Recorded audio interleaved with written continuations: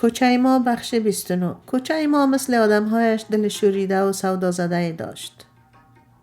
حوادث خوب و خراب را بدون کم و کاست به خاطر می سپرد و آنها را از دهنه به دهنه، از گوشه به گوشه و از حافظه به حافظه منتقل می کرد تا در یادها ثبت شوند و آیندگان بدانند که در گذشته کی چی کرده است. کوچه ما مثل زمانه ما حساس و خونگرم بود و دلش به خاطر هر رویداد میمون و نامیمون می تپید. کوچه ما با قدم‌های نامرئی آرام آرام راه می رفت و با گذر از راه‌های پیچاپیچ روزها، هفته‌ها و ماه‌ها بر تجربه‌هایش می افزود. یکی از روزها کوچه ما ناظر اوضاع کوچگی‌های ما بود. 4-5 موتر تیزرفتار شخصی و دولتی از دهن دروازه شیرآمدخان رایی میدان طیاره شدند و ساعت بعد کوچه ما این خبر را به گوش اکثر دکاندارها چکاند و شایع شد که به گفت خبرهای رادیو پدر امین سفیر هندوستان مقرر شده. عصر آن روز آقا به امین که بسیار خوشحال به نظر می رسید طنزآلود به اصطلاح جای سبزی داد و امین با همان لحن و لهجه گفت جایش به دوستا سبز. آقا ادامه داد سفیر کوچه را به فرق سوار کرده بود. شکر پروردگار که زودتر گم شد. و امین گفت اگر راست بگویم هنوز هم سایه سنگینش را بر شانه هایم حس می کنم. مدت می گیرد تا باور کنم او واقعا از این شهر رفته است. آقا گفت دیگ سیاه بدرقه‌اش، انشالله که سفر آخرش است. امین گفت خدا بهتر می داند. به گفت شاعر ببین تا چی زاید شب آبستن است. آقا به خنده گفت نترس چاکن را چادر پیش است. بارکک به منزل نمی رسد. آنگاه دست امین را گرفت گفت به میمنت رفع نکبت امشب سیاه مست می کنیم. برای شیر احمد رسیدن به سفارت هندوستان بالاترین پله آرمانهایش بود. از سالها پیش هوس رسیدن به این مقام را در دل می پخت ولی به مقصد نمی رسید تا اینکه صدر اعظم و وزیر خارجه متفقاً او را شایسته تقرر به این منصب تشخیص دادند و راهی دهلی شهر رویاهایش کردند. سفیر به دلایل متعدد دهلی را از هر جای دیگر ترجیح می داد. یکی این که دهلی عجایب خانه روی زمین بود و از طایفه یاجوج و ماجوج گرفته تا لشکر مور و ملخ و بزینه و مار و مارگیر و گاوهای مقدس و عبادتگاه های هندو و گبر و سک و نصارا و مسلمان همه در آن به چشم میخورد. در کوچه های زیاده هم ناقوس کلیسا طنین میانداخت و هم جرنگ مطبوع و سامعه نواز از زنگ و جامن رقاصه های طناز عشرت سراها که هر شب پاهای سبک و چابکشان را هماهنگ با سر و تال طبله و تنپوره و سارنگ و سرنا میکوبیدند و از میگساران سله و بخشش دریافت میکردند. سفیر که از سالها پیش معجونی از ریاضت و خباثت، مهر و بیمهری، شقاوت و عطوفت بود از خدا میخواست که چند صباح فارغ از کرکر زنهای خانه و زیر و بم سیاست بازی ها و مداریگری های عرصه های خوشخدمتی و خوشامدگویی به والا حضرت ها به طبع دلش گاه به مناجات بپردازد و گاه اخ دلش را در رقاصه خانه ها و کاباره ها با پریرویان هندی و غیر هندی بکشد. او خودش را خوب می شناخت و یقین داشت که تاسش برای آخرین بار خوش نشسته و اگر از آن بهره کافی نبرد دیگر به زودی اجاقش کور خواهد شد و تمتعی از لذایذ نخواهد برد. او از آن شخصیت های تصادفی بود که پیش از کاردانی و استعدادش عوامل فرعی دیگر چون حسن تصادف، بخت و اقبال، وابستگی های خانوادگی و بیخ ریشه اشرافیش در ارتقایش نقش داشت. از این سبب برعکس مادرش در هضم آن موقعیت های چشمگیر گاهی دچار اشکال می شد و پاک در می ماند که چطور آن همه قدرت را به مصرف برساند. بنابراین درگیر جدال عجیبی با درونش بود. از سوی می پنداشت که خود آدم فوق‌العاده است. در چنین حالت به حد خودنما، متکبر، خودبین و سر به هوا می شد که اصلا زمین را نمی دید. از جانب دیگر یگان وقت همین که با کلاهش به گفت و شنود محاسبه می نشست و آن امکانات جانبی را در پیشرفت‌هایش می شمرد، سخت آدم عاطفی می شد و می خواست همان دم به توبه نصوح و استغفار بنشیند. به این دلایل به محض این که دمش در دهلی راست شد، شروع کرد به گرفتن انتقام از واپسین سالهای میانسالی و مو به مو رویاهایش را به کرسی نشاند. چند ماه همین طور سپری شد تا اینکه رفته رفته حس کرد که آن همه بیدارخوابی و تفریحات شبانه او را نه تنها به تحلیل برده بلکه یک نواخت نیز شده است. از این خاطر باز متوجه سجود و خلود و قلم فرسایی در زمینه‌های شعر و ادب و عرفان و کمالات درونی شد و امور آشفته دفتر و دیوانش را دوباره سر و سامان بخشید. مدتی همین طور گذاره کرد و در شعاع سحرخیزی و پارسایی جنبه‌های انسانی و ملکات شریف شخصیتش بیدار شد و به حدی افتاده و منفعل گردید که تمام اعمال ناشایسته سابقش را به داوری گرفت و خودش را با 4 کتاب ملامت کرد. اما این وضع جدید نیز بسیار دیر نپاید چیز ضبط نفس گربه در نخوردن گوشت گربه را روز تا روز نه تنها می آزرد بلکه گوشت جانش را نیز آب می کرد. سفیر در ضیافت‌های شبانه ناچار بود مطابق محیط سیاسی و همنوایی با دیپلمات‌ها لب تر کند و از تحویل دادن لبخند به همه از جمله به خانم‌های زیبا دریغ نورزد. در سراشیب این تحول جدید روحی روزی از کابل تلگرامی گرفت که در پرواز آینده طیاره آریانا محمد عمر خان و خانمش که هر دو از منسوبان جناب معاون صدراعظم هستند به خاطر تداوی وارد دهلی می شوند و مقام سفارت از هیچ گونه همکاری با آنها دریغ نورزد. روز موعود که مصادف به روز تعطیل بود، سفیر به شارژ دافیر و مسئول امور کلتوری سفارت هدایت می دهد که از مهمانانش در میدان هوایی پالم که بعدها به نام اندیراگاندی مسما شد استقبال نمایند و آنها را سرراست به اقامتگاه خودش بیاورند.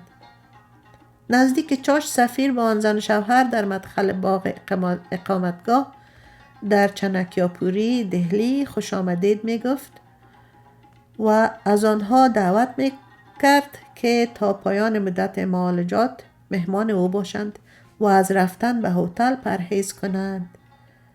محمد عمر خان ظاهراً ترازو به زمین می زند اما با اصرار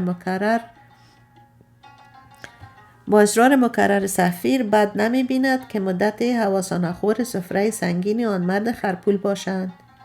بعد از صرف غذا پس از پرسجوی احتیاط آمیز و مؤدبانه از یکدیگر و رویکرد پیوندهای نسبی معلوم می شود که چند پشت آن سوتر هر دو به پدر واحد می رسند و جد امجدشان امیر محمد اعظم خان است. سفیر در اثبات این قباله روباه حرارت بیشتر نشان می دهد چی از سیما و نگاه های موافق نفس جان خانم بسیار جذاب محمد عمر خان می خواند که او نیز به میل نیست خویشاوند سفیر باشد. بین محمد عمر خان 70 ساله و زنش 30 سال تفاوت سن موجود بود و محمد عمر خان در 50 سالگی هنگامی که نفس جان 20 ساله بود با پرداخت 500,000 افغانی به خسر آیندهش آن دختر تر و تازه را نصیب خود کرده بود و این وصلت ناهمخوان و نامناسب برغم نفرت نفس از عمر سالها دوام کرد. در گذشته هرگاه که نفس تصمیم به گرفتن طلاق و جدایی می گرفت پدرش به او می گفت و بختت لگد نزن، پای مردکه بر لب گور است، امروز صبا می میرد و تمام ملک مالش به تو می رسد. محمد عمر خان مثل پشک افدم بارها تا دروازه آخرت می رفت و بر می گشت و در چندین حمله قلبی جان به حق تسلیم نکرده بود و چنین سخت جانی بدبینی نفس نسبت به او را مضاعف کرده بود. اما با آن هم بسیار ماهرانه کینش را ظاهر نمی کرد و مواظبت از شوهر را به خاطر جلب رضا و اطمینان او با شکیبایی انجام می داد. او با این که در آستانه 40 سالگی بود، کماکان تراوت پوست و شادابی سر و صورتش را حفظ کرده بود و مثل زنان 20 و چند ساله سرزنده و چابک می نمود. چشمهای کشیده و عسلی داشت و رنگ بلوطی موهای درازش با رنگ چشمهایش خوانایی عجیب داشت. خیلی دروندار و حسابگر بود و در هیچ حالت دست و پایش را گم نمی کرد و جذب موقعیت و وضعیت دیگران نمی شد. همیشه حضور ذهن و استقلال شخصیت خودش را داشت و کسی به یاد نداشت که در خانواده یا مکتب یا محیط معاشرت خانه شوهر حل شده باشد. به این صورت خود کان نمک بود که می بایست دیگران در او مستحیل و جذب شوند. بلکس محمد عمر خان سخت عاشق پیشه و خونگرم بود.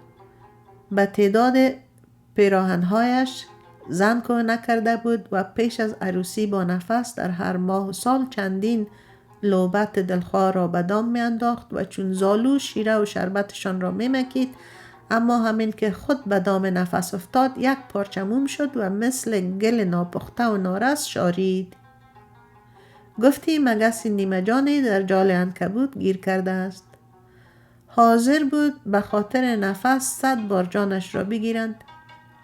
همان چیزی که نفس 100 بار آرزویش را میکرد ولی به کام نمی رسید. فریفتگی و شیدایی آن پیرمرد از جای آب میخورد که گمان میکرد گرفتار عشق دو طرفه است و زنش نیز او را دوست دارد.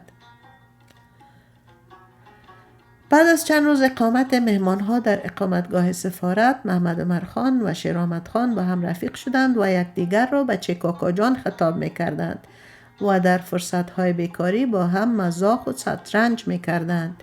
در خلال این سرگرمی ها هوش و حواس سفیر متوجه نفس می بود و چنان او را با نگاه های هوس‌آلودش نیش می زد که گویی زنبور حریص شیره یک گل بسیار زیبا و خوشرنگ را می مکد. این دزدیده دیدنها را نفس می دید ولی قصداً تحویلشان نمی گرفت و همین بی‌پروایی سفیر را حریص‌تر و بیقرارتر می کرد.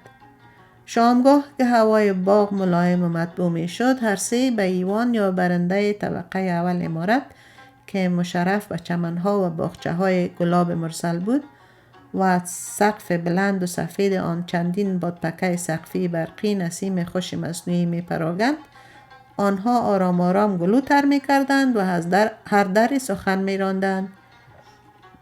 در جریان چنین نشست های طبع مردها خیلی زود گل می کرد و با هر قهقه و لطیفه گویی های بیمزه و بعضا احمقانه داد و بیداد را به اوج می رساندند. برعکس نفس مثل یک شهبانوی با وقار و خوددار پا را روی پا می انداخت و آن دو دلقک را که مثل بوزینه ها مشغول نمایش بودند به نیشخند می گرفت. چند روز بعد به تجویز دکتر محمد عمر خان در یکی از کلینیک های دیلی جدید بستری شد و معایناتش آغاز شد. دیگر میدان برای سفیر شغالی شد و تصمیم گرفت با تمام قیمت ممکن دل نفس را به دست آورد. از آن پس به بهانه‌های مختلف مستقیم و غیر مستقیم به نفس ابراز علاقه می کند و پسندازهایش را در بانک‌های سوریه و سوئیس بر رخ او می کشد. اما نفس با پوزخند آن رجزخوانی ها را می شنود و طعن‌آلود به او می گوید خجالت نمی کشی؟ مگر من زن بچه کاکا جانت نیستم؟ سفیر فریاد زنان جواب می دهد کدام بچه کاکا جان؟ من آن کفتار پیر را در طول عمرم ندیده بودم.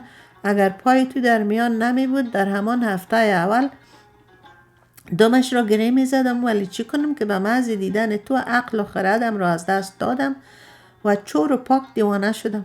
حالا مرا امتحان کن تا با جان دل انجامش بدهم. از من چی می خواهی؟ پول، جواهر و یا جانم را؟ نفس باز با اکراه فراوان جواب می دهد مگر چی؟ مرا گشنگدا خیال کرده ای؟ تمام اینها را عمر در پایم ریخته است. سفیر از فرط ناچاری خود را به پای او می اندازد و زاری کنان می گوید پس شرط تو کدام است تا پوره کنم؟ نفس جواب می دهد یک چیز بسیار کوچک. سفیر می پرسد آن چیز کوچک چیست؟ نفس پاسخ می دهد آن چیز بسیار کوچک خودت هستی.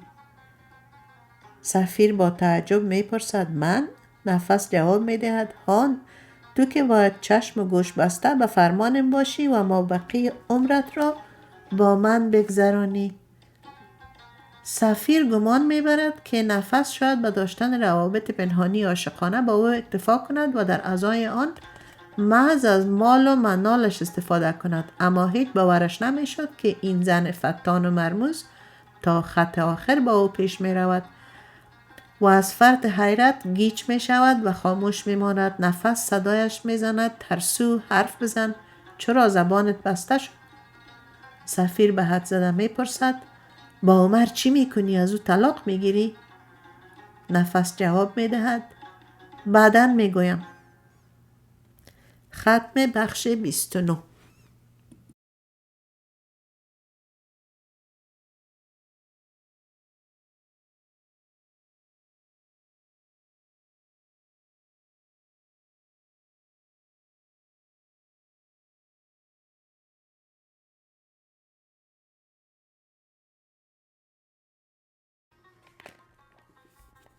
کوچه ما بخش 30. بعد از چند روز سردار محمد عمرخان بهبود می یابد و دکتر اجازهش می دهد که به کابل برگردد.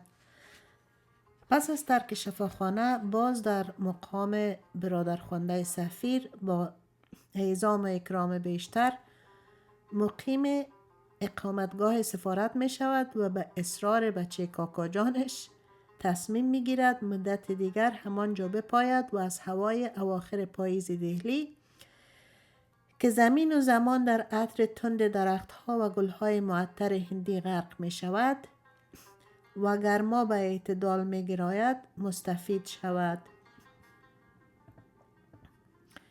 2-3 هفته با فراغ خاطر بر میزبان و مهمانان می گذرد، اما در یکی از یکشنبه ها که تعطیل عمومی بود سفیر بسیار نگران و با صدای لرزان و گریه آلود به شارژ دافیر زنگ می زند که متاسفانه نیم ساعت پیش سردار مادمرخان سکته کرد و باید این خبر به فوریت از سوی سفارت به کابل مخابره شود. شارژ دافیر پس از اخبار این پیام ناخوش به کابل نزد سفیر می آید و محمد عمرخان را با زناق بسته در حالی که نفس و سفیر بالا سر و پایین پایش افسرده و رنگ پریده نشسته بودند بر بسترش می یابد. داستان درگذشت آن مرحوم را سفیر و شارژ دافیر چنین تعریف می کند. اول صبح بود و من بعد از ادای نماز مشغول خواندن نفل بودم که ناگهان نفس جان شیون کنان به دهلیز آمد و فریاد زد که وای خاک بر سرم شد، عمر رفت. عمر سکته کرد. من با شتاب خود را به بالینشان رساندم و بعد از گوش دادن به قلب و ملاحظه نبضشان فهمیدم که با تأسف دیگر کار از کار گذشته است. خودم زنخشان را بستم و دست و پایشان را دراز کردم. حیف که بازوی خود را از دست دادم. بازو که چی بگویم، برادرم از دستم رفت. او از برادر هم به من نزدیکتر بود. حالا چی کنم و این غم بزرگ را چگونه تحمل کنم؟ سپس خود را در آغوش شارژ دافیر می اندازد و هر دو از گریه گسری می کنند. اما نفس از همان اول مثل کنده یخ ساکت و صامت نشسته بود و چندان توجهی به آن ظاهرسازی ها نداشت.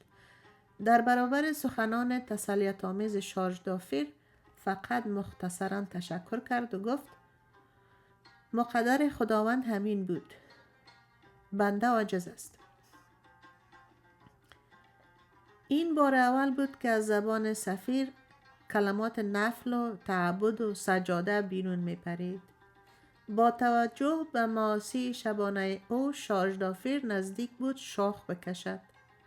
با آن هم صلاح کار در آن بود که سفیر را در شیوان‌زاری تنها نگذارد. 2 روز دیگر طیاره آریانا مرده و مرده‌دار را به کابل میبرد و به مجرد عزیمت آنها سفیر مانند زاغ تنها می شود و همدم انزوا و تاریکی می گردد. از قضا 3-4 ماه بعد باز تلگرامی از کابل رسید که خانم نفس همسر مرحوم محمد عمر خان در پرواز آینده طیاره آریانا به منظور ادامه معالجاتشان به دهلی می رسند و به خواست جناب معاون صدارت باید مقام سفارت از همکاری با ایشان دریغ نورزد. مسئول امور فرهنگی تلگرام را تقدیم سفیر می کند و او به محض اطلاع از مضمون تلگرام مثل گل میشکفد و چنان دقیق و فوری دستور استقبال از خانم نفس را به کارگزارانش می دهد که گویی نه منصوب بلکه خود معاون صدارت به دهلی می آید. روز ورود نفس دنیا گل و گلزار می باشد. در این نوبت شخص سفیر در حالی که یک شاخچه گل سرخ میخک را در کاج کرتیش زده بود و از نوک بود تا فرق سرش به اصطلاح بل میزد به استقبال می رود و نفس را قرار تمایل خودش به هتل آشوکا که از خانه سفیر چندان دور نبود می برد. سفیر به عهدش وفا می کند و خود را چون برده حلقه به گوش در اختیار مالکش می گذارد. حقیقت آن بود که جز این کاری از سفیر پوره نبود. او با آن همه تجربه طولانی در زنبارگی هرگز چنان زن ساحر و پرقدرت ندیده بود. در 4 ماهی که نفس از او دور بود هیچ چیز سفیر را مزه نمیداد، نه مشروب، نه غذا، نه معاشرت با مردم و نه کار. پیوسته با نفس تماس تلفنی داشت و در هر نوبت با صد عذرگزاری تمنا میکرد که هر چه زودتر به دهلی برگردد و خواب و خوراک را به برده‌اش بازگرداند. سفیر در روزهای فرقت مصداق کامل تعریف نفس از یک چیز بسیار کوچک را به چشم سر دید و به هیچ تردید فهمید که مثل یک ذره جذب آفتاب تابان شده است. پس از چند روز آنها با هم ازدواج کردند و برای گذراندن ماه عسل به آگره رفتند تا از بنای تاج محل نماد ذوق و سلیقه و وفا و عشق شورانگیز شاهجهان نسبت به همسرش ممتاز دیدن کنند. هرچند انعکاس این خبر در درون دربار و حلقات اطراف آن بسیار بد بود و بزرگان خانواده بر شیر احمد خشم گرفته بودند، ولی خطر با شفاعت به موقع عالیه بیگم برطرف شد و سرانجام شورای عالی خانواده که فوق قانون قرار داشت و سر تمام رشته ها را در ید قدرت و صلاحیت خود داشت، این رویداد را به پاس موی سفید مادر سفیر یک قضیه شخصی محاسبه کرد و شیر احمد را در همان دهلی ابقا نمود. دیگر سفیر به هر سازی که نفس میزند میرقصد و رفته رفته خود را شتر بارکش و مهار شده می‌یابد که با یک صدا یا یک اشاره نفس کنده زانو به زمین میزند و به همسرش سواری میدهد. از آن پس او جزء کوچک برنامه بزرگی بود که زنش طراحی کرده بود. نفس در بیشتر دعوت‌های رسمی و شخصی به عنوان یکی از دلرباترین، خوش‌اندام‌ترین و خوش‌پوش‌ترین خانم‌ها شرکت می‌کرد و با زرنگی و هوش سرشار مردان متعددی را به دورش جمع می‌کرد. بدین گونه هفته ای نمی‌گذشت که زن و شوهر کارت دعوت خصوصی به منزل دیپلمات‌هایی که اهل بزم و قمار و اسراف و معاملات آنچنانی بودند دریافت نمی‌کردند.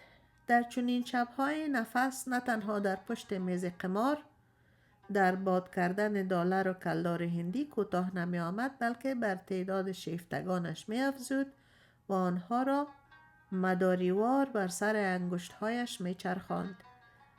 برای سفیر هیچ دوره عمرش به اندازه آن روزها و شبها هیجان انگیز و مستی آفرین نبود. در چنین حالات وقت نفس کار نکته‌دان و تیزهوش را در مقایسه با حسینه محجوب و چادرپوش و ستاره بیدهان و بیزبان میسنجید، دلش باغ باغ میشد و خداوند را شکر میکرد که سرانجام او را به یک زن 7 قلم آراسته، رویایی و افسانه‌ای رسانده است. 1 سال همین طور گذشت تا اینکه سفیر در تدارک مخارج سرسام‌آور نفس کوتاه آمد و ناگزیر شد مبالغی از سپرده‌هایش در بانک‌های سوئیس و سوریه را نیز صرف حیف و میل نفس بکند. در خلال این قضایا نفس بیشتر روزها را در جواهر فروشی‌های دهلی می‌گذراند و از هر نمونه‌ای که خوشش می‌آمد کلکسیون تهیه می‌کرد.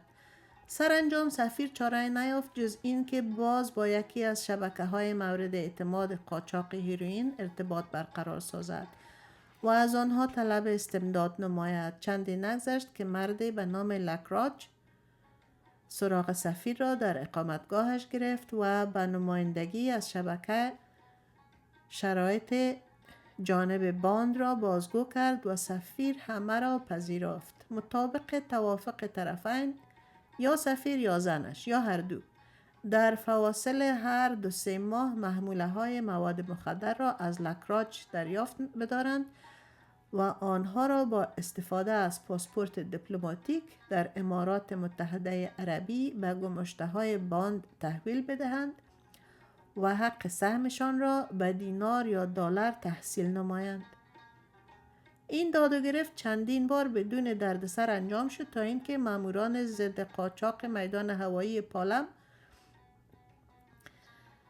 بر کالاهای متعلق به سفارت افغانستان مشکوک شدند و بعد از تفتیش آنها به کشف تعداد زیادی از خشت‌های اطلاع موفق شدند که برای اختفایشان در لایه‌های زیرین جعبه‌ها جاسازی صورت گرفته بود.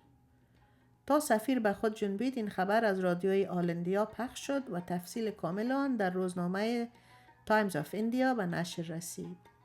این افتضاح به حد تکان دهنده بود که از سوی بر حسن روابط سفیر با زنش اثر منفی گذاشت و از سوی دیگر مانند بم در کابل صدا کرد.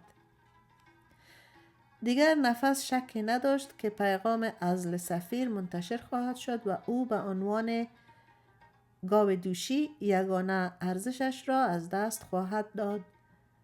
از این سبب بهانه‌جویی را برو شروع کرد و به حد شوهرش را به سطوح آورد که شیر احمد ناچار شد در مقام مقابله برآید و نفس را مسبب اصلی بدبختی‌هایش بداند. نفس که مدت‌ها پیش دار و ندار او را در خارج به نام خود کرده بود و دیگر به هیچ روی قصد رفتن به کابل را نداشت، با بی‌باکی تمام سفیر را تهدید کرد که اگر 1 میلیمتر پایش را از گلیمش درازتر کند قضیه مرگ بی هنگام عمر را به وزارت خارجه خواهد نوشت و راه رفتنش به کابل را نیز سد خواهد کرد.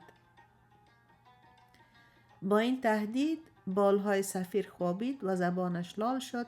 1 هفته بعد تا تقرر سفیر جدید، شاژدافیر به عنوان نایب سفیر ارتقای درجه کرد و نفس هم راهی ایتالیا شد. ختم بخش 30.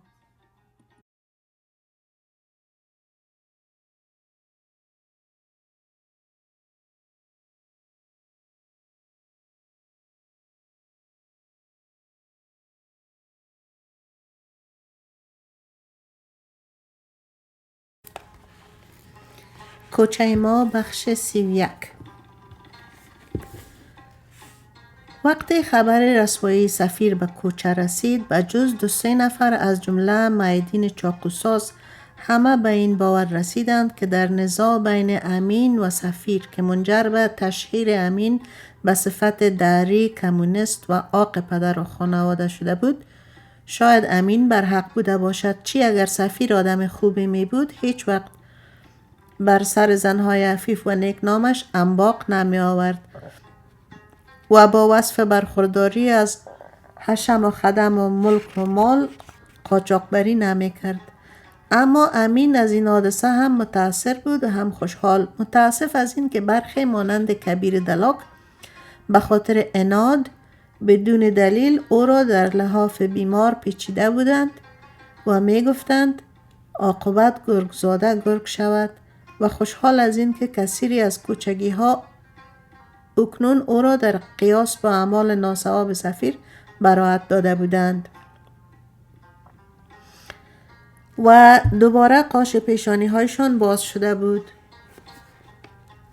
شب بعد از قسمسه و مذاق و خنده 3 نفره وقتی که گپ از گذشته های سفیر بالا شد، خاخام موسی عرقچین رادار کوچک سیاه و سفیدش را که مختص روحانیون یهود است و فقط طلاق سر را می پوشاند از سرش برگرفت و بعد از مکث کوتاه به امین گفت: امین جان، تو از فرزند به من کمتر نیستی. در صندوق خانه دلم چیزی نمانده که به تو نگفته باشم الا یک چیز.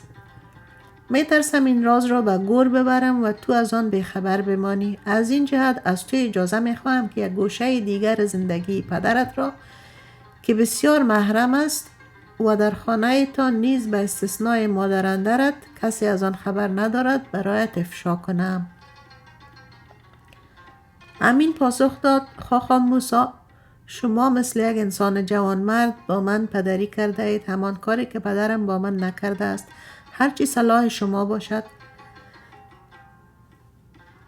100% صلاح من نیز است. زودتر بفرمایید تا روشن شوم.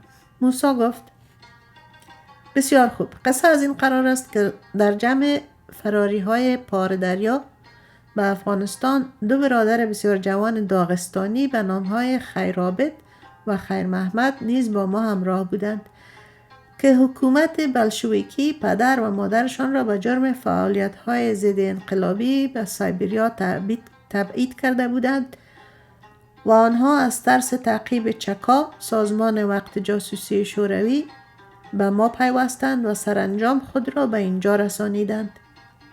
چون تازه پشت لب سیاه کرده بودند و هر دو جوانهای خوش سیما و خوش قد و بالایی بودند، مورد توجه پدر و کاکایت واقع شدند.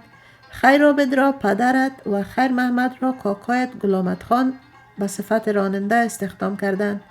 کاکا و پدرت نه تنها با هم خون شریک بودند و از پشت و بطن یک پدر و مادر به دنیا آمده بودند، بلکه در هر فسق و فجور هم مدد رسان یکدیگر بودند. البته میدانی که چی میگویم. چند سال همانطور گذشت. خیر محمد و خیرعابد در تماس با مردم نه تنها بسیار خوب فارسی یاد گرفتند، بلکه چنان با کابلی ها آمیختند که عیناً کابلی شدند و در هیچ چیز از مردم این شهر پس نمی ماندند. روز خیر محمد نزدم آمد و از کاکایت شکوه برد که مرد همجنس بازی است و به او نظر بد دارد. از این سبب التجا کرد که تدبیری بسنجم و او را از شر آن مرد خبیث نجات بخشم. من دلاسایش کردم و اطمینانش دادم که برایش کاری انجام خواهم داد. سپس از آنجا که با غلامت خان داد معامله پولی داشتم، با 1000 مشکل راضیش کردم که خیر محمد را از دوام خدمت در خانهش معاف کند و بگذارد مدتی با من کار کند. سپس از خیر محمد جویا شدم که چی کاری را خوب بلد است. جواب داد: من تو پذیرا. من اول اتاقک مقابل حوض مروابیا در ده افغانان برایش کرایه کردم. سپس مبلغ قرضش دادم تا دیگ و کاسه و چمچه منتوپزی را بخرد.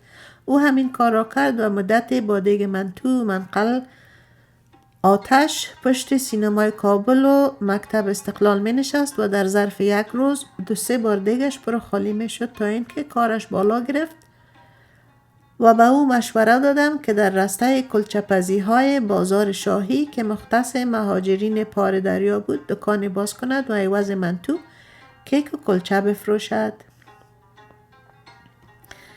اتفاقاً پهلوی ومتو فروشی که آب ولایتی سودا میکرد دکانک ارزانی نصیبش شد و به خاطر عرضه سودای بسیار خوب زود نام کشید و بازارش چوک شد. او اکنون در رسته قالین فروشی های چمن حضوری دکان فرش فروشی باز کرده است. البته میبخشی که پر گفتم، چون صحبت از آن هر دو برادر آمد، ناچار بودم که سرنوشت هر دو را بازگو کنم. و اما خیرعابد با هزار افسوس که رفیق شراب و کباب پدرت شد و در تمام هرزگی هایی که از سفیر سر میزد شریک جرم می بود و گاهی با اجازه پدرت همین که آتش شوق آن ابلیس فرو می نشست اجازه می یافت که با پسمانده هایش هم خوابه شود. در آن سالها پدرت بیش از همه معشوقه هایش کشته و بسته یک زن بسیار زیبای عیانی بود و بعضا در کوتی ستاره پغمان با او و عیشونوش می نشست. یک شب که خیرعابد از او مواظبت می کرد و مراقب حالش بود، تحت تاثیر جنون جوانی و هوای نفس خوب سرش را گرم می کند و می خواهد بعد از سفیر خودش از آن زن کام بگیرد، ولی سفیر با خشونت مانع می شود و با چند مشت لگد می کشد خیرعابد را براند. اما خیرعابد با او دست و گریبان می شود و چون جوان بغایت پرزوری بود پدرت را قرار واقعا می کوبد و دم چشم او از معشوقش کام می گیرد. از آن پس همین که نشه از سرش می پرد پای پیاده به کابل فرار می کند و به خانه من پناه می آورد. سفیر و معشوقش نیز خود را به شهر می رسانند و مدتی در خانه هایشان می مانند تا جراحات سر و صورتشان برطرف شود. در رابطه با این واقعه پدرت آوازه می اندازد که به خاطر بی‌پروایی خیرعابد موترش تکر کرده و راننده نیز از ترس گریخته است. خیرعابد همچون جوک به جان من چسبیده بود و شب و روز عذر می کرد که راه چاره‌ای برایش پیدا کنم. من هم بران شدم تا باز دست به دامن غلامت خان شوم و او را شفیع خیرعابد بکنم. سفیر ظاهراً بزرگواری نشان داد و با وساطت برادرش خیرعابد را به حضور طلبید و اجازه داد که عذر تقصیر بخواهد و دست ولی نعمتش را ببوسد. سفیر از گناهش گذشت و او را به کار سابقش ابقا کرد. خیرعابد چند ماه دیگر رانندگی کرد تا اینکه یک روز باز آوازه افتاد که خیرعابد گریخته است. همه این شایعه را باور کردند، اما من از خود پرسیدم که او به کجا میتواند فرار کند. او جایی برای رفتن نداشت. اگر از آمودریا میگذشت اعدامش میکردند و دیگر در هیچ کجای دنیا کس و کویی نداشت که با آنها رجوع کند. لاجرم شکاک شدم و از پدرت چگونگی غیبت خیرعابد را پرسیدم. سفیر نگران و افسرده جواب داد که از پنجشنبه به این طرف لادرک شده و هیچ نمیداند که او به کجا فرار کرده است. حیرت کردم. چی 100% باور داشتم که او بدون مشورت با من ناممکن است سر به کوه بیابان بزند. این واقعه مرا سرسام کرده بود و شب و روز در چرت او بودم. اتفاقا شب خیرعابد را به خواب دیدم که می گفت اکا موسی، سفیر مرا بیگناه کشت، برایش بگو که روز قیامت دست من و گریبان تو.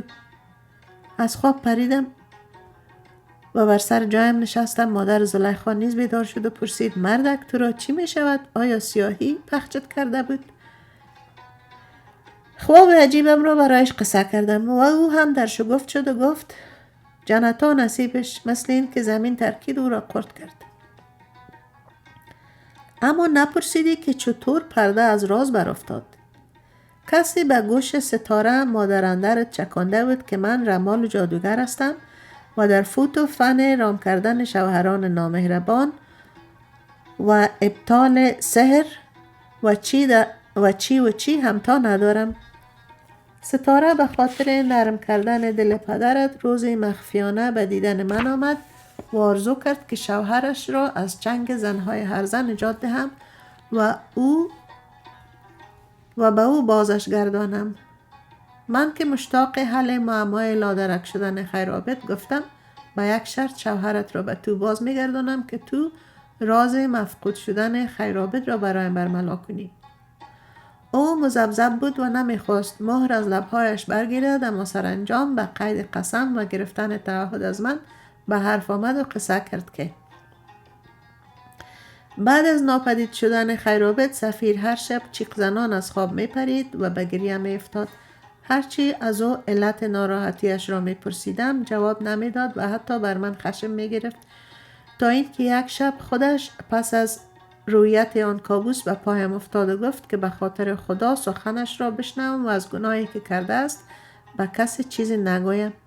دلم بر او سوخت و قول دادم که تا مرگ رسوایش نکنم. شیر احمد قصه کرد که دستاندازی و نافرمانی های مکرر خیرعابد مثل موریانه مرا میخورد و سوراخم میکرد. هیچ آرام نداشتم و یگان وقت انگشت هایم را از فرط غضب میجویدم.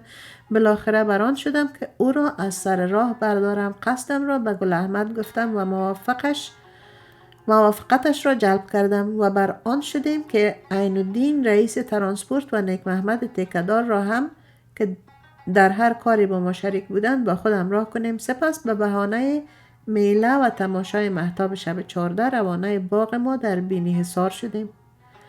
روی سفر را جارو و آبپاشی کرده سپس تا اشتها داشتیم کباب مشروب خوردیم و خیرعابد را نیز مست کردیم. قرار پیش بینی عین الدین گفت یک گپ میزنم که به 100 گپ بیارزد. رفقا گفتن بگو، شکر به کلامت. عین الدین پیشنهاد کرد رفقا چطور است که امشب سر آسیا بخوابیم؟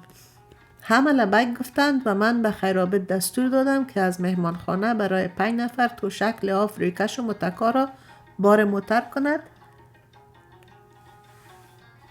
و بر صفحه سر آسیا بگستراند. او چنین کرد و همه به بسترهای خود در آمدیم. چند دقیقه هنوز نگذشته بود که خیرعابد غرق خواب شد و به خور زدن شروع کرد. ما 4 نفر با یک جست خود را بر سر و رویش انداختیم. گل احمد پایش را محکم گرفت و عین الدین و نیک محمد دستهایش را.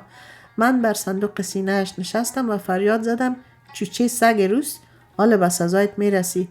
کوتی ستاره یادت است؟ در حالی که رنگش مثل زعفران زرد میزد و در روشنی مهتاب مانند مرده ها به نظر می آمد گفت من مسلمان هستم و کلمه شهادت را خواند، اما بیشتر از آن مجالش ندادم و با پنجه هایم آنقدر گلویش را فشردم که چشمایش از صدقه بر آمدند و بعد از دقایق اندامهایش از جنبیدن باز ماندند. او را در طولبکس موتر انداختیم و در یکی از حفره های لب جر زیر خاکش کردیم. با این اعتراف عقده دلش باز شد و دیگر خیرعابد از خوابهای شوهرم غایب شد. خوب امین جان، بدین گونه فهمیدیم که بر آن جوان آواره و مهاجر چی آمده و پدرت چگونه اول او را بیراه کرده و پس از آن سر به نیستش کرده است. اما باید بفهمی که پدرت در نیمه راه ماجراهایش قرار دارد و هنوز عمری از او باقی مانده تا نقشی بیافریند و گلی به آب دهد. اما گل احمد کاکایت چنان که خبر داری دیگر حاجی شده و 5 وقت نمازش قضا نمی شود. دیگر برهنه سر از خانه بیرون نمی شود. یا دستارک خوشنمای کابلی می بندد یا اینکه چون منگل ها با پکول و عبا و تسبیح به کوچه و زیارتگاه شهدای صالحین می براید و زیارت به زیارت دست به دعا بر می دارد و از کرده هایش پوزش می طلبد. اما از نگاه های طماع آزمند و زقش می خوانم که سخت احترام طلب است و بعدش نمی آید که یک چند در کسوت مرد پرهیزگار پیشوا و پیشنماز مردم باشد. خوبم این آقا، این حرفا بسیار تعجب ندارد. این دنیای گردان و سرگردان آدمهای خوب و بد بسیار دیده است. مرادم از گفتن این گپها باز کردن چشم و گوش تو بود تا فریب ظاهر مردم را نخوری و به قول معروف بدانی که گاه پلنگ در جلد ملنگ و گرگ در لباس چوپان ظاهر می شود. و اما سفیر بعد از عزل از وظیفه و برباد رفتن بیشتر دار و ندارش در میماند که چی بکند و چگونه تلافی مافات نماید. به توصیه لکراج در گست هاوس یا مهمانخانه یکی از سکهای دهلی به نام سایگل اقامت می‌گزیند. سایگل در عین ناشناسی او را بسیار حرمت می‌گذارد و یک بخش مستریح مهمانخانه‌اش مشتمل بر یک اتاق پذیرایی، یک اتاق خواب و یک تشناب را نازلتر از نرخ معمول در اختیارش می‌گذارد و بعضاً به خاطر آشنایی بیشتر با سفیر به اتاق او می‌آید و دور انداخته از برنامه‌های آینده‌اش پرس‌وجو می‌کند. سفیر نمیخواهد خود را آفتابی کند و از لاکش برآید، ولی سیگل میگویدش که از سالها او و ولکراچ با هم صمیمی هستند و همدیگر را خوب میشناسند. سفیر با همین اشاره مختصر به عمق افاده سیگل میرسد و قدر اعتمادش جلب می شود. سیگل در کار سود و سودا چند پیشنهاد به سفیر می دهد، ولی سفیر تأسف می کند و می گوید دیگر از مسئولیت سیاسی برخوردار نیست و نمی تواند با یکی دو خیز هم خود را و هم او را به فراز برساند. سیگل به خنده می گویدش فیل اگر از تشنگی بمیرد باز یک نیزه آب در شکمش است. و سفیر بدون عصبیت می گوید میخوای بگویی خانه گرگ به استخوان نیست؟ سیگل می گوید آفرین، حال فهمیدی چی می گویمت. سفیر می پرسد خوب تو بگو دیگر از من چی می براید که مورد استفاده باشد؟ سیگل می گوید تو دریای از معلومات هستی و زیره و پودینه یک ملک خبر داری، بیان که از راه های کج و پیچ و پرخطر باز پولدار شوی می توانی حق و حلال معلوماتت را بفروشی و مادام العمر راحت زندگی کنی. با این گپ های رمزآمیز سفیر پی می برد که سیگل از آن کارکشته های روزگار است و مقصد بالاتر از قاچاقبری دارد. بنابراین از تغافل کار می گیرد و می کوشد دهن سیگل را بیشتر بکاود، ولی سیگل می گویدش ما سیک ها مثل شما افغان ها خونگرم و عجول هستیم. آیا اجازه می دهی که فقط من و تو یک استثناء باشیم؟ سفیر صلاح را در حوصله می بیند و منتظر می ماند که سیگل هرگاه که خود لازم ببیند خودش را معرفی کند. همین سان چند روز دیگر نیز می گذرد تا اینکه روز یک امریکایی به نام مستر گرینگو و ملاقات سفیر می آید.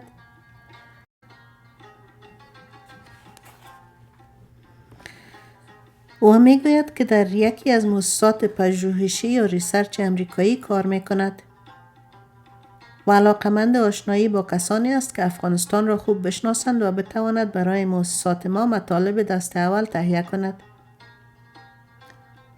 سفیر که همیشه از امریکایی ها خوشش می آمد عیبی نمی بیند که با آن امریکایی پیشتر برود و جواب موافق بدهد. پژوهشگر امریکایی تشکر می کند و به خاطر آشنایی بیشتر سفیر را به ضیافت شام مهمان می کند. شب مهمانی سفیر با مهارت تام اطلاعات بسیار دقیقی درباره بافت دربار افغانستان و مهره‌های عامل این بافت و سمتگیری‌های این مهره‌ها در جانبداری از این یا آن کشور خارجی بازگو می‌کند که سخت مورد علاقه میزبان قرار می‌گیرد، ولی تشریحات را فقط تا گریگاه‌ها ادامه می‌دهد و همانجا مسیر صحبت را عوض می‌کند و مانند یک بزینه هوشیار به شاخ دیگری می جهد. گرینگو تحریص می شود و سعی می کند که سفیر گپهایش را تا ژرفا ادامه دهد، لیکن سفیر در گریه‌گشایی عجله به خرج نمی دهد و گرینگو را چندین بار تا لب جو تشنه می برد و برمی گرداند. گرینگو نه تنها از خویشتنداری سفیر خسته نمی شود بلکه از کشف چنان دیپلمات ماهر خوشحال می شود و برنامه های دید و بازدید با او را به روزها و هفته های آینده تسریع می دهد. سفیر در چندین گزارشی که برای گرینگو آماده می کند به روشنی افاده می دهد که مرد بسیار کارآمده است و امریکایی ها را نه مصلحتاً بلکه از ته دل دوست دارد. این تمایل سرشتی بیش از پیش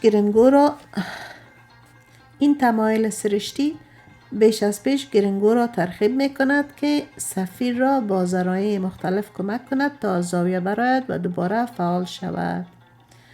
متعاقب این احوال در کوریدورهای وزارت خارجه افغانستان آوازه می افتد که گزارش رسانه‌های خبری هند در مورد قاچاق طلا از سوی شرامتخان نادرست بود و در تحقیقات بعدی گمرک میدان هوایی پالم دهلی معلوم می شود که آن محموله های طلا به یکی از سفارتخانه های کشورهای امریکای لاتین تعلق داشته و دولت هندوستان رسما از این بابت پوزش خواسته است.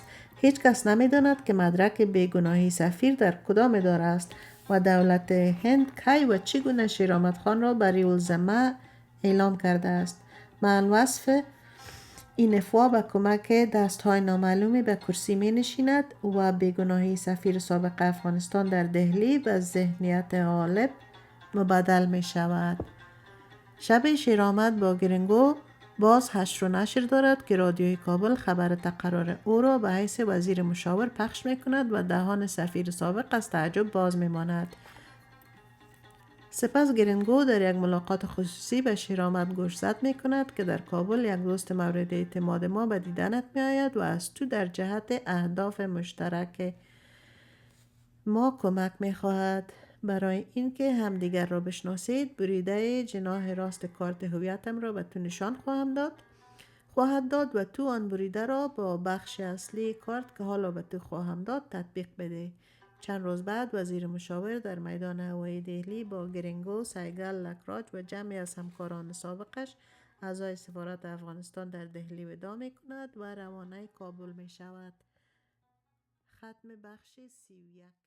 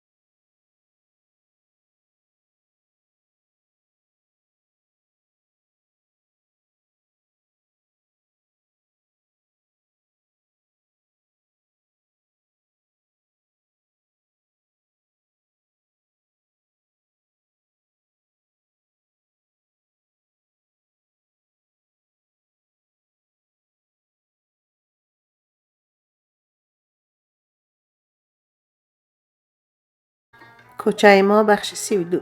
وزیر مشاور به کابل می رسد. در میدان طیاره از فامیلش گرفته تا اراکین وزارت خارجه و دوستان شخصیش با دسته های گل و بغل های گشوده خوش آمدیدش می گویند. در یک ملاقات رسمی صدر اعظم عضویت او در کابینه را برایش تبریک می گوید و آرزو می کند که به عنوان یکی از نزدیکترین وزرا به او همیشه از تجارب و آموخته های سیاسیش بهره برد. در ضمن به او توصیه می کند که بر بخش تبلیغات پروژه وادی هیرمند که توسط کمپانی موریسن ندسن روی دست است و از سوی دشمنان حکومت با تبصره های زهراگین تخریب می شود نظارت کند. دفتر کار او را در عمارت مرکزی صدارت مقر کار رئیس حکومت سر و سامان می دهند و او بعد از سالها باز وارد عرصه بی‌طعم و بی‌مزه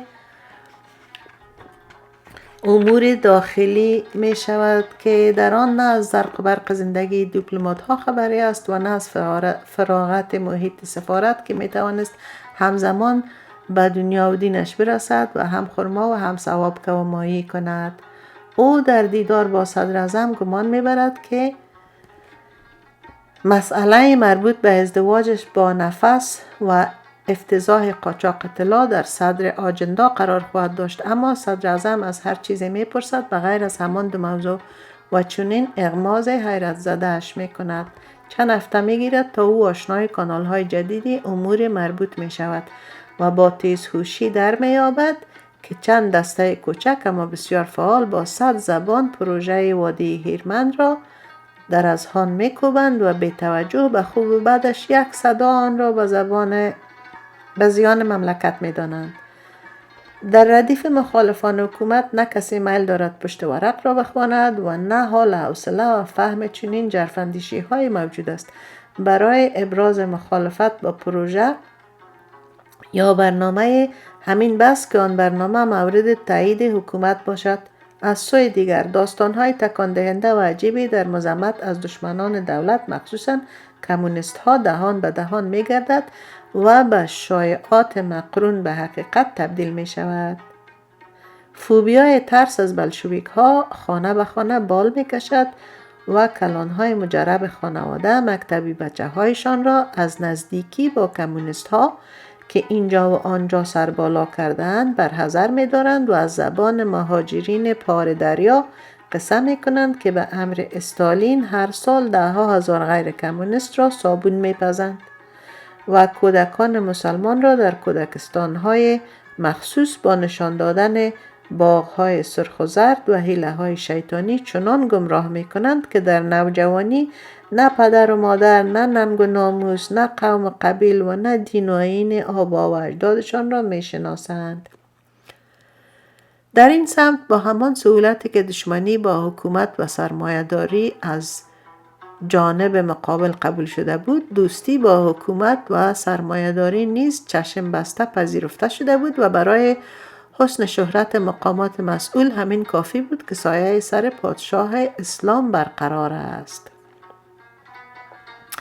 از اتفاقات روزگار یکی آن بود که برغم شهرت بسیار بد استالین، هتلر در اذهان عمومی در حد یک قهرمان ستایش میشد و کم نبودند کسانی که میگفتند اگر آلمان جنگ جهانی را میبرد، هتلر تمام آن مناطقی را که انگلیس ها به جبر از افغانستان جدا کرده بودند واپس به ما واگذار میکرد.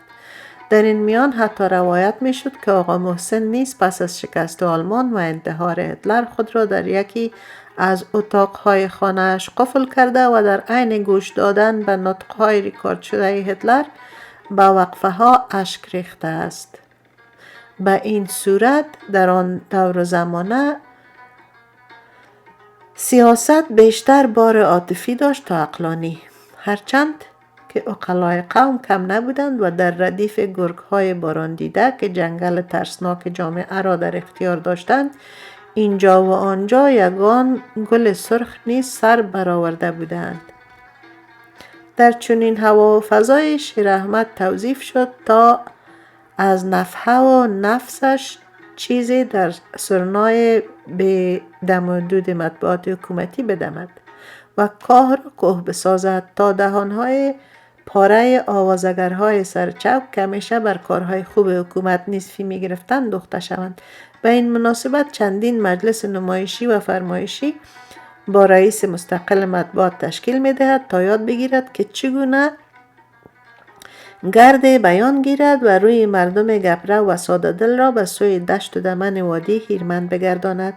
در ضمن شیر احمد وعده می دهد که خودش چندین مقاله برای 2 روزنامه کثیرالانتشار انیس و اصلاح که صبح و عصر چاپ می شدند بنویسد، طوری که یلگویان می گفتند آن 2 روزنامه ظاهرا معتبر نسخه بدل یکدیگر بودند. آنچه که اصلاح صبح به زبان پشتو به مشتری هایش می سپرد، عصرها عین همان مطالب را انیس به زبان فارسی چاپ می کرد. هر روز مسئولین آن 2 روزنامه سر سخن یا سرمقاله در ستون اول صفحه 2 روزنامه هایشان نشر می کردند که 90% مشابه هم دیگر می بود. گفتی یک آدم آنها را نوشته است. از این سبب تا مدیران بسیار محتاط، خبیر و دوراندیش آن رنگین نامه ها به مرگ طبیعی از جمله مرگ مفاجات یا مرگ غیر طبیعی از گونه تصادم ترافیکی نمی مردند معزول نمی شدند.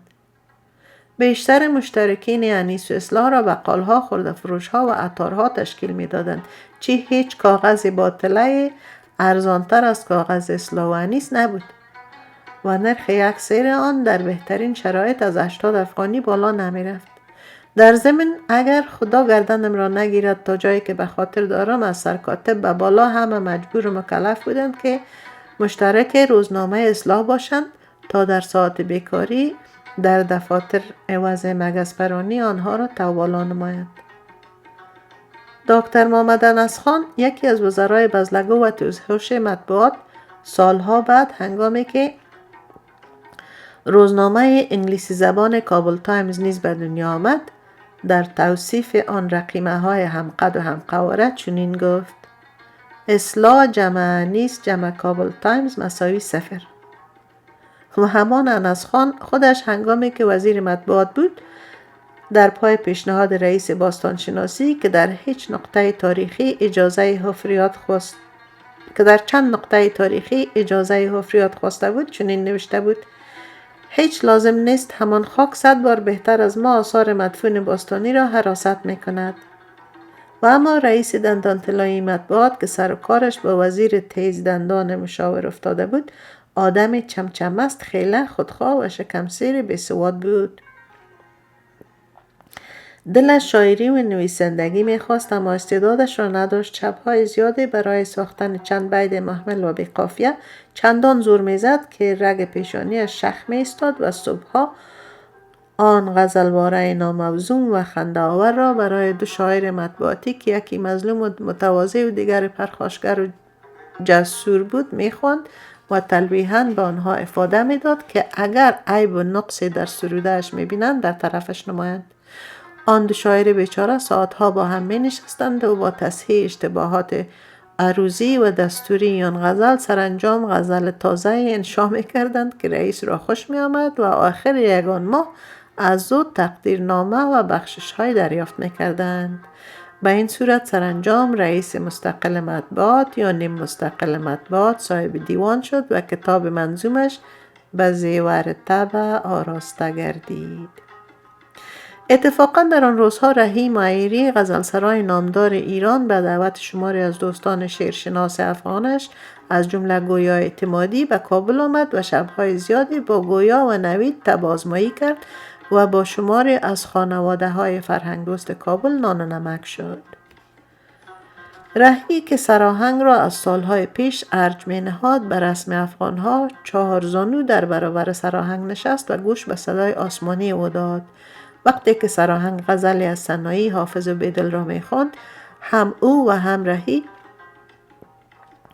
از شوق نیمخیز میشدند و همین که غزلی از رئیس را میخواند هر دو افسرده و پرموچ میشدند و رندانه و سوی هم میخندیدند. در پایان مهمانی که شب از نیمه گذشته بود رهی آهسته به مهماندارش که او نیز شاعر شیرین سخنی بود گفت: قربان همه افغانهای شعرشناس و سخندان بروم. سوالی دارم که امیدوارم اساءه ادب تلقی نکنید. مهماندار گفت: بفرمایید، در خدمت هستم. رهی پرسید: آیا در استبل کابینه شما خری از این بهتر نبود که وزیرش میکردند؟ مهماندار جواب داد: آقای رهی، سال هاست که افسار فرهنگیان ما به دم خر بسته شده و تا این دم و دستگاه وجود دارد خرخری هم ادامه دارد. رهی گفت: مثل مشهوری است که خر از خر پس بماند بینیش از بریدن است. در دربار ما نیز همین حال و روز حاکم است. غصه نخورید. در هیئات وزیران ما الاغ‌های فربهتری بر مسند نشستند. رئیس مطبوعات گاهی در برابر پرسجوهای بالا دستش کوتاه می آمد و ترشرویی و پیشانی ترشی می دید. آنگاه آسی و کفری به دفتر می آمد و حق و ناحق بر زیر دستانش بهانه می گرفت تا آنجا که بعضا مدیری را سیلی می زد و کاتبی را کسر معاش می کرد.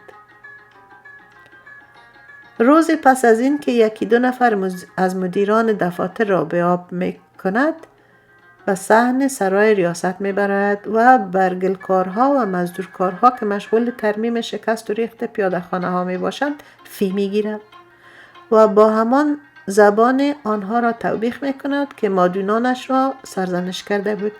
یکی از گلکارهای چپشاخ و بیباک به حوصله می شود و از لب بام صدا می زند: عمر زاگک، تو چند دکه ملک هستی که غرغر می کنی؟ هر کس کارش. تو به گلکاری چی می فهمی؟ رئیس از زیر صدا می زند: احمق، گپ زدن تا بفهم.